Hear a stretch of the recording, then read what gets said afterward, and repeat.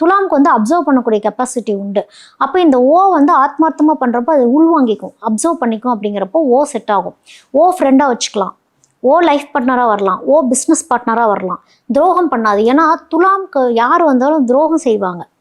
அப்போ ஓ வந்து அவ்வளோ சீக்கிரம் துலாம் கிட்ட தான் துரோகம் பண்ணாது அப்படிங்கிறது தான். பி வந்து ஆகவே ஆகாது. பி ஏலையும் பிலையும் வந்து ரொம்ப மோசம் அப்படின்னா பி தான். இல்லை, ஏ வந்து ஏ ஆளு ஒரு யூஸும் கிடையாது. ஏ வந்து கொஞ்சம் எலிகண்ட்டாக அப்படியே அந்த பட்டும் படாமல் இருந்துட்டு போகக்கூடிய ஒரு அமைப்பு. இது எப்படின்னா, இப்போ துலாம்கிட்ட ஒரு ஏ இருக்கிறாங்க அப்படின்னா லைஃப் பாட்டுக்கு போயிட்டுருக்கோம். இப்போ துலாம் ஒரு ஃபீல் பண்ணது எல்லாம் பண்ணதுன்னா துலாம் சீக்ரெட் மெயின்டைன் பண்ண ஆரம்பிச்சிருவாங்க. ஏ இருக்கிறாங்கன்னா எதுக்கு சொல்லிட்டு அப்படிங்கிற மாதிரி. ஏன்னா அவங்க ரொம்ப எலிகண்ட்டாகவே இருப்பாங்க.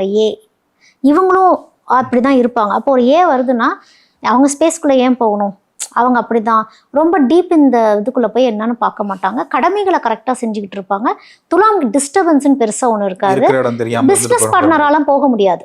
சேர்ந்தெல்லாம் பிஸ்னஸ் பண்ணுறதோ லைஃப்பில் சேர்ந்து ஏதாவது டெவலப்மெண்ட் பண்ணக்கூடியதோ ஏவால் செய்ய முடியாது. அவங்க தனி இவங்க தனின்னு தான் இருப்பாங்க.